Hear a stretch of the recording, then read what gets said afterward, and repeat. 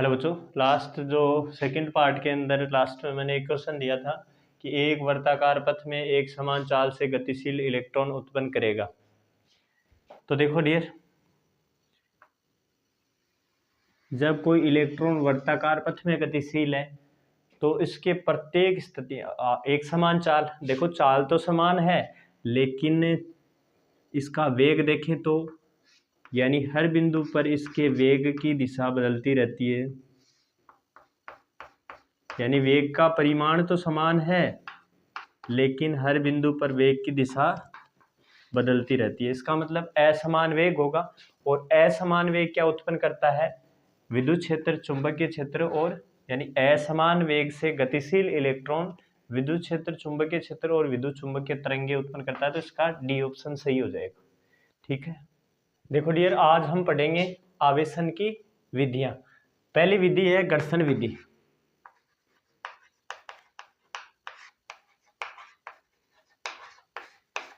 यानी friction method.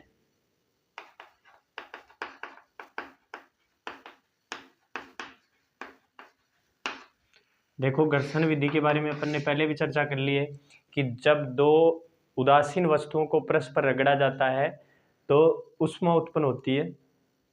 वो उसमें ऊर्जा एक वस्तु के इलेक्ट्रॉन ग्रहण करके निकल जाते हैं तथा दूसरी वस्तु इसे ग्रहण कर लेती है।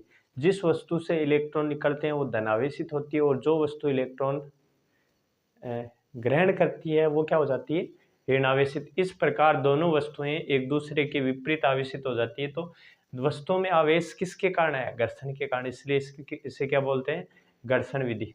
देखो मैं लिख देता हूं, जब दो उदासीन वस्तुओं को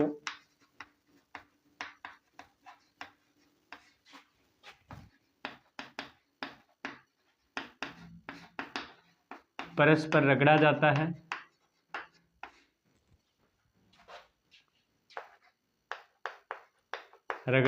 है तो ऊष्मा उत्पन्न होती है।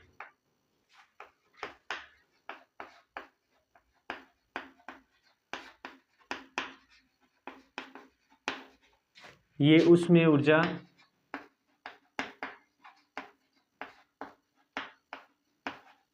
ग्रहण करके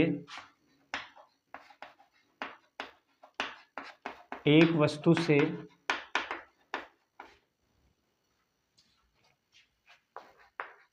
इलेक्ट्रॉन निकल जाते हैं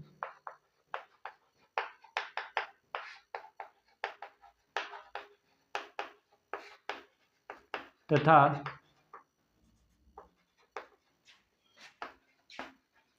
दूसरी वस्तु इसे ग्रहण कर लेती है।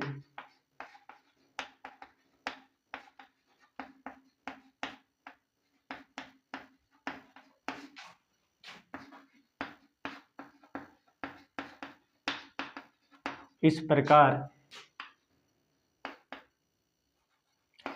जिस वस्तु से इलेक्ट्रॉन निकलते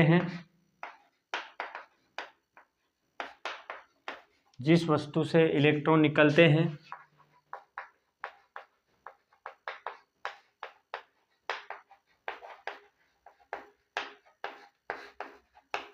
वह धनावेशित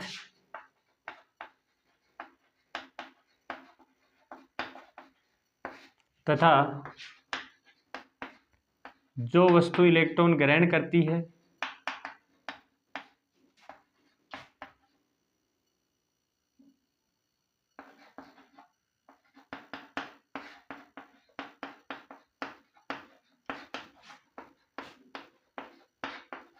वह ऋणावेशित हो जाती है।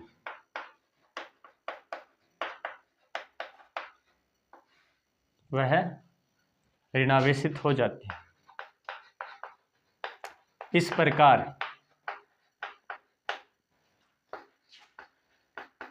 दोनों वस्तुएं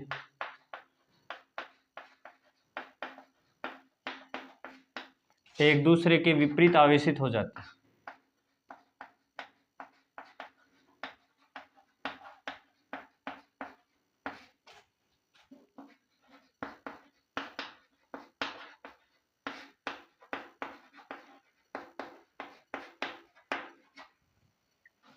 दोनों वस्तुएं एक दूसरे के विपरीत आवेशित हो जाती हैं।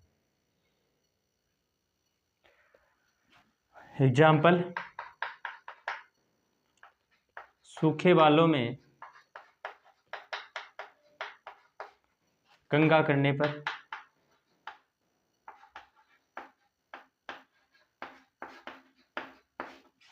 बालों से इलेक्ट्रॉन निकलकर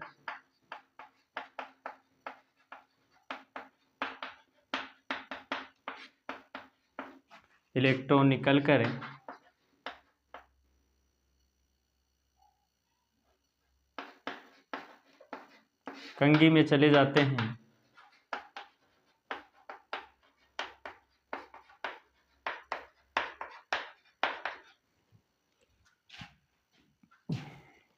सूखे बालों में कंघी करने पर बालों से इलेक्ट्रॉन निकलकर कंघी में चले जाते हैं। इस प्रकार बाल धनावेशित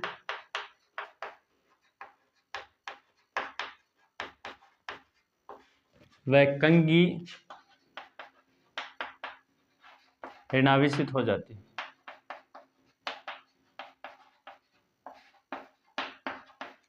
मतलब इसके बारे में मैं पहले ही बता चुका हूं कि जिस वस्तु से इलेक्ट्रॉन निकलते हैं वो धनावेशित हो जाती है और जिस वस्तु पर इलेक्ट्रॉन जाते हैं वो ऋणावेशित हो जाती है। तो ये हो गई अपनी घर्षण विधि। सेकंड मेथड है चालन विधि। देखो चालन विधि में क्या होता है, एक वस्तु पहले से आवेशित होती है और पहले से आवेशित वस्तु को उदासीन वस्तु से टच करवाते हैं, जिससे क्या होता है कुछ आवेश आवेशित वस्तु से उदासीन वस्तु की तरफ चला जाता है। इस प्रकार उदासीन वस्तु भी आवेशित हो जाती है। इसे अपन क्या कहते हैं, चालन विधि कहते हैं। तो देखो, जब किसी उदासीन वस्तु को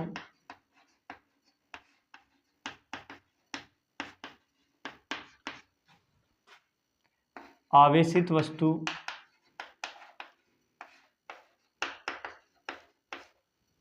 वस्तु से संपर्कित करवाते हैं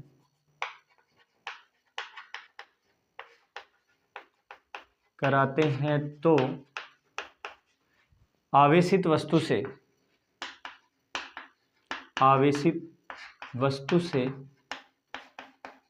उदासीन वस्तु की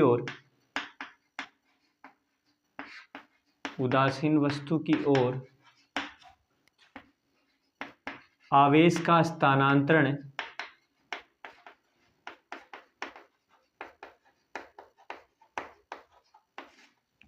तब तक होता रहता है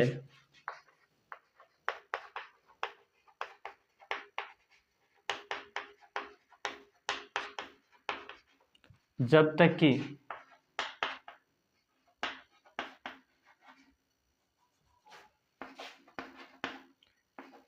दोनों का विभव समान ना हो जाए।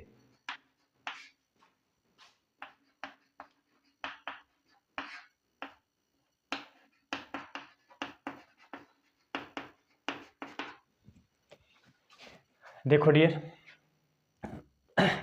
यानी उदासीन वस्तु से आवेशित वस्तु से उदासीन वस्तु की तरफ तब तक आवेश स्थानांतरित होता रहेगा जब तक कि दोनों के विभव का मान समान ना हो जाए। देखो, वस्तुएं अगर बराबर है तो आवेश का मान भी समान हो सकता है, लेकिन जरूरी नहीं है कि वस्तुएं लेते हैं अपन वो समान आकार की हो या एक ही पदार्थ की बनी हो। पहले एग्जाम्पल ले रहा हूं, मतलब दो गोले हैं जो एक ही धातु के बने हुए हैं और समान आकार के। ये चालक गोला है जिसके ऊपर मान लो प्लस आवेश है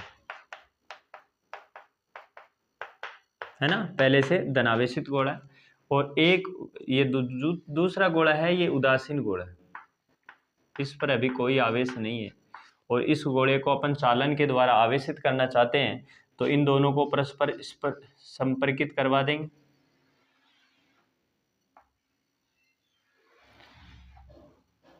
ठीक है, संपर्कित करवाएंगे तो ये आवेश, यानी आवेशित वस्तु से उदासीन वस्तु की तरफ आवेश, यानी आवेशित वस्तु का विभव ज्यादा, उदासीन वस्तु का विभव कम है, तो आवेशित वस्तु से उदासीन वस्तु की तरफ आवेश स्थानांतरित होगा,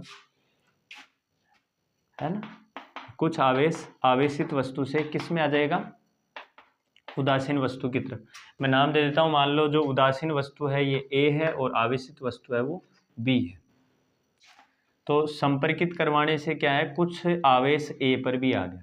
अब इन गोलों को वापस दूर दूर करते हैं तो अपने पास जो पहले से जो बी आवेशित वस्तु थी उस पर आवेश की मात्रा कुछ कम हो जाती है और इस दूसरे गोले ए पर भी आवेश आ जाता है। इस प्रकार चालन के द्वारा उदासीन वस्तु भी आवेशित हो जाती है। अब थोड़ा सा मैंने एक बात बताई है कि जो दोनों गोले हैं वो एक ही धातु के बने हुए हैं और एक समान आकार के हैं, तो इसलिए इनके ऊपर आवेश भी क्या होगा, एक समान आ जाएगा। जैसे इनको संपर्कित करवाया, मान लो यहाँ पे फॉर एग्जाम्पल यहाँ पे प्लस क्यू चार्ज था, उदासीन है तो यहाँ पे आवेश शून्य है, तो टोटल आवेश कितना हो गया, दोनों को मिलाया तो Q + 0, तो टोटल चार्ज Q हो गया। ठीक है, अब इनके ऊपर यानी अब B के ऊपर अगर बराबर आकार और बराबर त्रिज्या है और एक ही पदार्थ के बने हुए हैं तो इस B पर आ जाएगा इसका आधा, तो इस पर आ जाएगा और आधा इस पर आ जाएगा, Q/2 और Q/2। क्लियर है। अपन एक एग्जाम्पल और लेते हैं।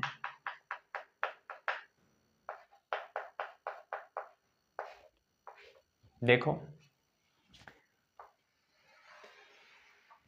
यानी ये एक गोला है जिस पर धनावेश है और फॉर एग्जाम्पल इस पर धनावेश है 10 माइक्रोकूलम। ठीक है, गोला ए है।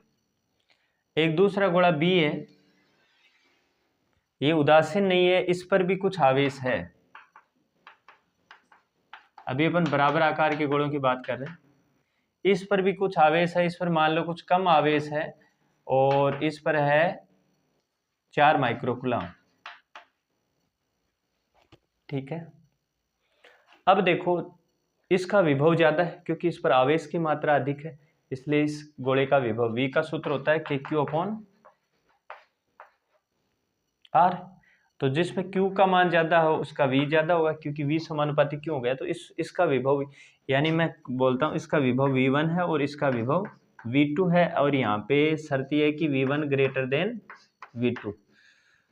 तो धनावेश हमेशा उच्च विभव वाली वस्तु से निम्न विभव वाली वस्तु की तरफ जाता है, तो इसके अंदर आवेश, इसका कुछ आवेश निकलकर इस गोले बी की तरफ जाएगा। कब, जब इनको परस्पर संपर्क करवाते हैं।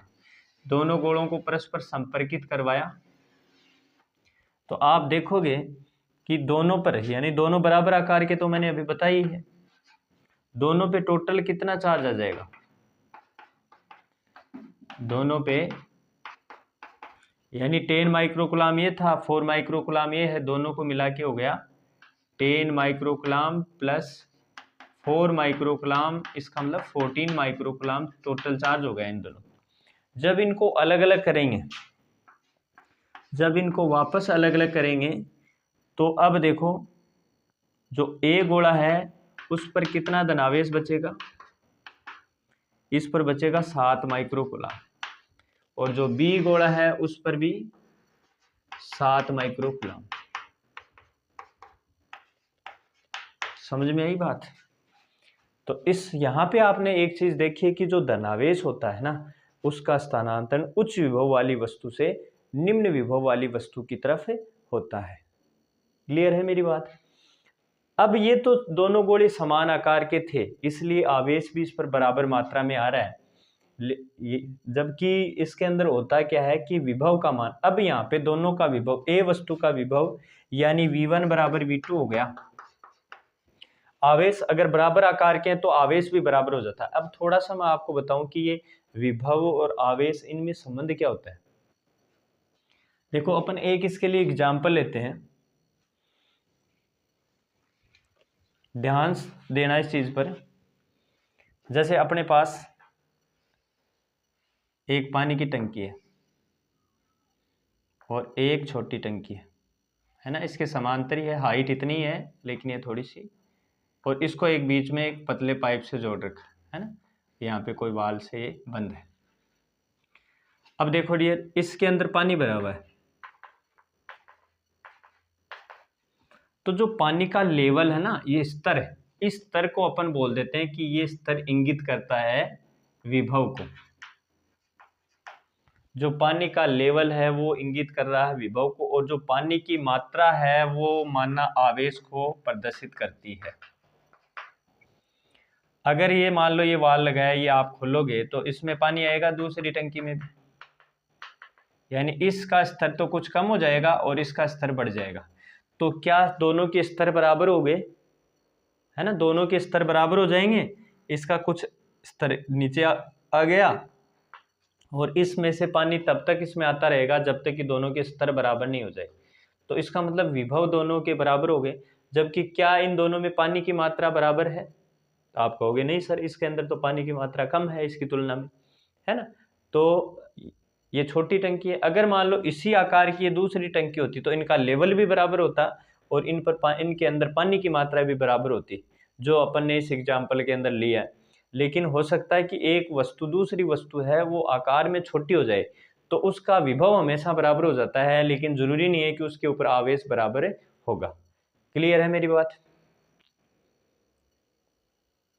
देखो एक एग्जाम्पल और लेते हैं। अब की बार मैंने लिया कि जो ए वस्तु है मेरे पास उस पर ऋणावेश है और मैंने ये -10 माइक्रोकूलम आवेश ले लिया इस पर। दूसरी वस्तु है बी, इस पर मेरे पास इस पर भी ऋणावेश है, ये मान लो इस पर ले लिया मैंने -4 माइक्रोकूलम, आपस में टच करवाया।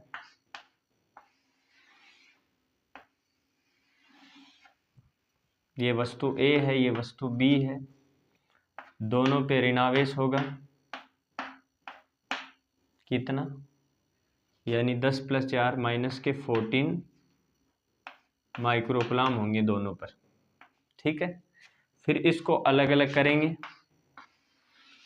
तो वस्तु ए पर 7 माइक्रोकूलम आवेश आ गया माइनस का, और वस्तु बी पर भी माइनस का 7 माइक्रोकूलम आवेश आ गया। अब ये एग्जाम्पल मैंने, अब इनके अंदर देखो इन दोनों में विभव किसका ज्यादा है। अगर इसका विभव निकालोगे तो V बराबर -10, यानी सूत्र क्या होता है, V बराबर K/R। इस फॉर्मूले से अपन विभव निकालते हैं।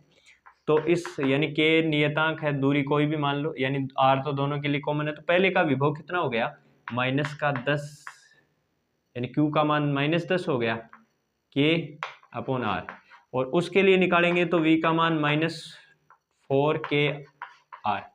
तो इन दोनों में विभव कौन सा, यानी माइनस में मान है, इसलिए ये वैल्यू इसकी इस वैल्यू की, यानी ये V1 मान लो, ये V2। तो यहाँ पे देखो V2 V1 से बड़ा है, इसका विभव V1 है, इसका विभव V2 है। तो यहाँ पे आपने देखा कि V1 ग्रेटर देन है V2, V1 ग्रेटर देन है V2।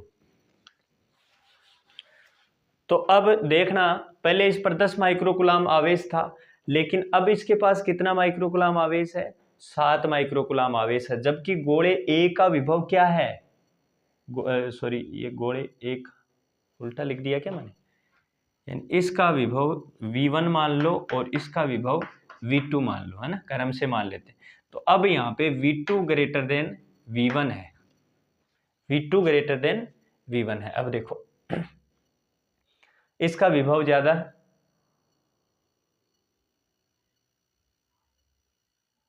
सॉरी इसका विभव ज्यादा है, इसका विभव कम है, यही तो है ना।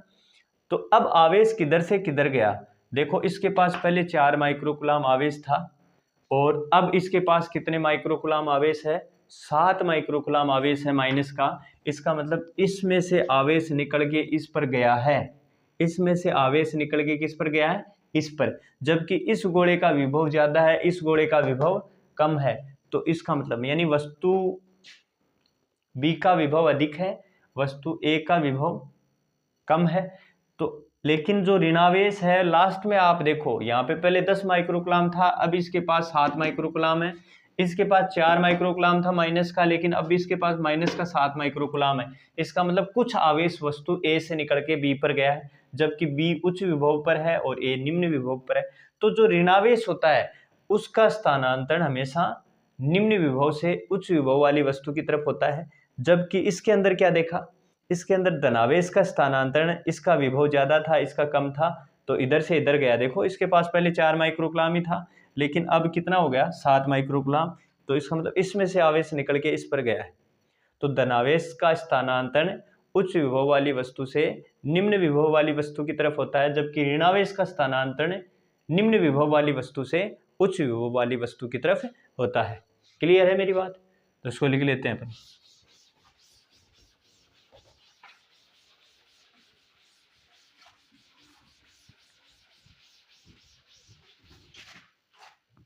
नोट लगा के लिखेंगे। धनावेश का स्थानांतरण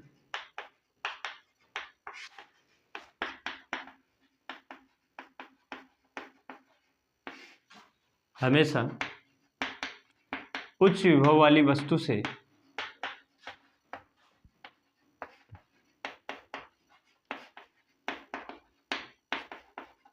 निम्न विभव वाली वस्तु की तरफ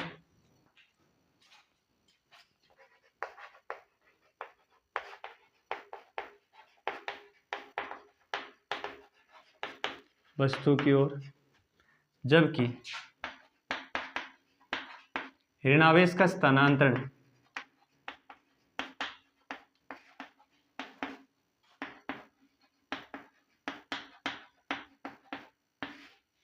निम्न विभव वाली वस्तु से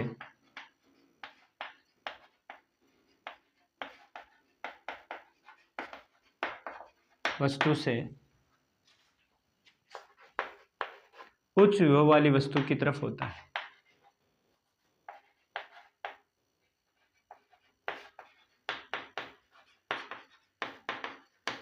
वस्तु की ओर होता है। क्लियर है? देखो एक क्वेश्चन है, एक चालक गोले पर -50 इलेक्ट्रॉन आवेश है, 50 ई, यानी माइनस का 50 इंटू 1.6 इंटू 10⁻⁻19 ई लिख दिया इसको, कोई बात नहीं। तथा दूसरे समान गोले पर, मतलब दोनों गोले एक समान त्रिज्या एक समान आकार के प्लस 20 ई आवेश है। यदि दोनों गोलों को स्पर्श करवाकर अलग कर दिया जाए तो प्रत्येक गोले पर आवेश होगा। ध्यान से देखना, एक गोला है जिसके ऊपर -50 ई चार्ज है, दूसरा गोला है जिसके ऊपर +20 ई है। इनको स्पर्श करवाया, स्पर्श करवाने से इसके पास टोटल चार्ज कितना हो गया, इसके पास टोटल चार्ज हो गया -50 ई +20 ई, तो इसके पास अभी टोटल चार्ज है -30 ई, दोनों के पास। जब इसको अलग अलग करेंगे तो समान आकार है, इसलिए पहले गोले के पास इसका आधा रहेगा -15 ई, और दूसरे गोले पर भी -15 ई चार्ज रहेगा। तो इसमें क्या कहा गया है, दोनों को स्पर्श करवाकर अलग कर दिया जाए, प्रत्येक पर आवेश कितना हो जाएगा, -15 ई हो जाएगा। तीसरी विधि है प्रेरण विधि। तो देखो डियर, इसके अंदर क्या होता है, इसमें एक उदासीन वस्तु के पास एक चालक वस्तु पास में लेकर जाते हैं। देखो चालन विधि के अंदर क्या किया था, उसमें भी एक उदासीन वस्तु को चालक वस्तु या आवेशित वस्तु के संपर्क में लेके आए थे, उससे टच करवाया था। जबकि प्रेरण विधि में ऐसा नहीं होता है, इसमें एक आवेशित वस्तु को एक उदासीन वस्तु के नज़दीक लेकर जाते हैं, और नज़दीक लेकर जाने से ही उदासीन वस्तु आवेशित हो जाती है। तो इस विधि को अपन क्या कहते हैं, प्रेरण विधि। ध्यान से देखना, जब किसी उदासीन वस्तु के पास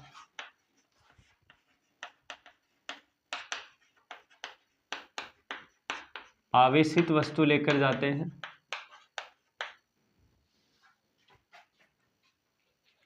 आवेशित वस्तु लेकर जाते हैं,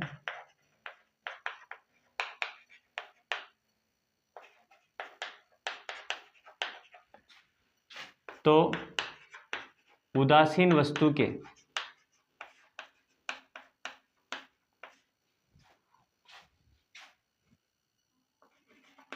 एक तरफ धनावेश तथा दूसरे भाग या दूसरी तरफ ऋणावेश एकत्रित हो जाता है।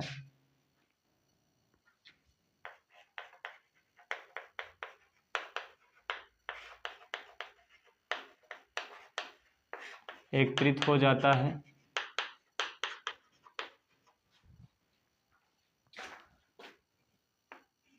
जब उदासीन वस्तु को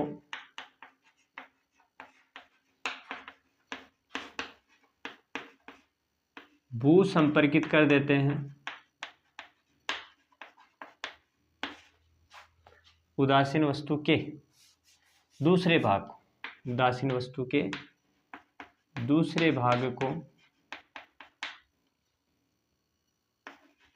भू संपर्कित कर देते हैं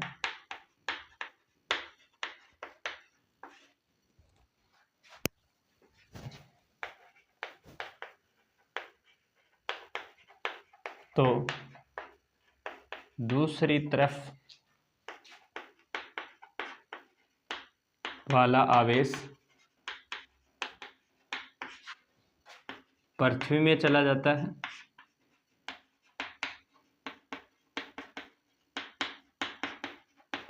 तथा उदासीन वस्तु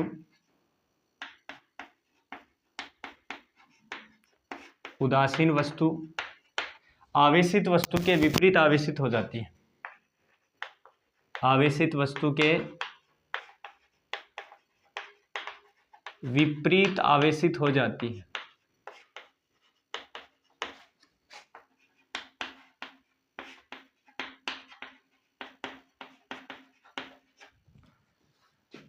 तो देखो एग्जाम्पल नंबर फर्स्ट, एक मेरे पास धात्विक गोला है जो उदासीन है और चालक है, इसलिए अगर अपन इसको हाथ से पकड़ेंगे तो इस पर आवेश आएगा, आवेश इस पर गति कर सकता है और अपन हाथ से पकड़ेंगे तो वो अपने शरीर में जाके वापस न्यूट्रल हो जाएगा। इसलिए अपन इसको क्या करते हैं, किसी कुचालक स्टैंड के ऊपर रखते हैं और एक इसको आवेशित करने के लिए इसके नज़दीक एक पहले से आवेशित छड़ लेके जाते हैं। मान लो इसको ऋणावेशित करना है तो ये छड़ धनावेशित लेके जाएंगे और इसको धनावेशित करना है तो ये छड़ ऋणावेशित होनी चाहिए। तो मैं इसको मान लो ऋणावेशित करना चाह रहा हूँ तो इसके ऊपर जो पहले से आवेशित धनावेशित छड़ इसके पास में लेकर जाते हैं। तो देखो क्या होगा, जैसे इसके नज़दीक लेके जाएंगे तो ये उदासीन वस्तु है लेकिन इसके पास धनावेश और ऋणावेश दोनों है और बराबर मात्रा में। इसके पास धनावेश भी है और ऋणावेश भी है लेकिन दोनों बराबर मात्रा में हैं। तो इसके जैसे ही नज़दीक, इसे टच नहीं करवाना, प्रेरण विधि में टच नहीं करवाते हैं, जैसे इसके पास में लेके जाएंगे इस छड़ को तो इसका जो ऋणावेश है वो तो इधर आके इकट्ठा हो जाएगा, इससे आकर्षित हुआ, प्लस माइनस से आकर्षित होगा और इसका जो धनावेश है वो प्लस प्लस से प्रतिकर्षित होगा, वो दूसरे भाग की तरफ क्या हो जाता है, जाकर एकत्रित हो जाता है। ओके, अब उसके बाद में क्या है, इसको जो यानी एक भाग की तरफ धनावेश और दूसरी भाग की तरफ क्या आ गया, ऋणावेश आ गया। अब जैसे ही अपन इसको भू संपर्कित कर, देखो इस छड़ को नहीं हटाना, छड़ को हटाते ही तो वापस उदासीन हो जाएगी वस्तु, इसको तो पास में रखना है और इसको भू संपर्कित कर देना।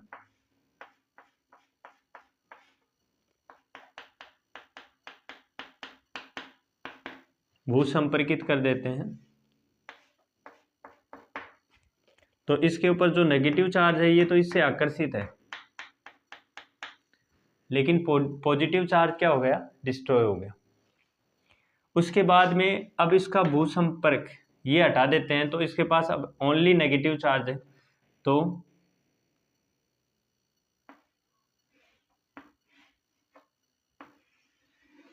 इसका भू संपर्क अपन ने हटा दिया, अब इसके पास जो नेगेटिव चार्ज है वही है।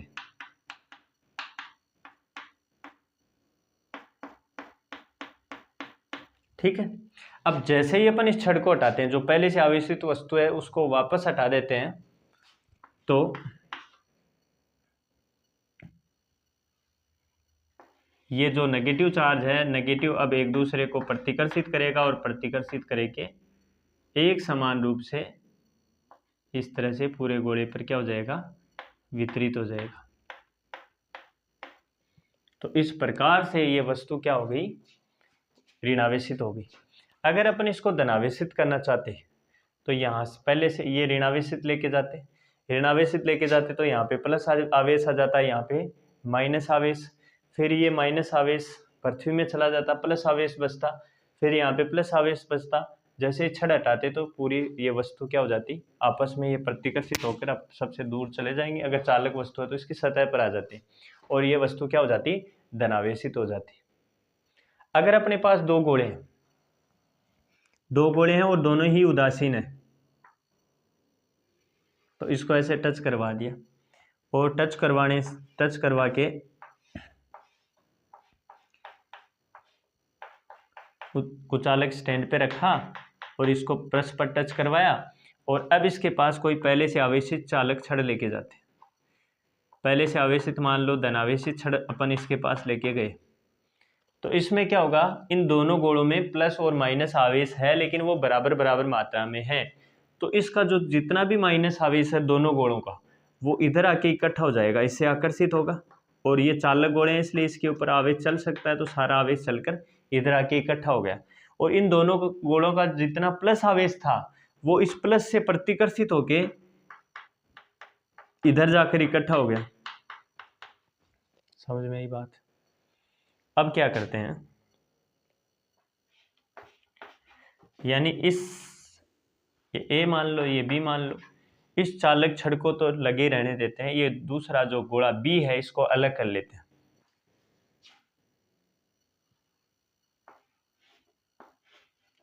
धनावेशित छड़ है, इसको तो अभी हटाएंगे नहीं, अदरवाइज तो वापस ये मिक्स हो जाएंगे।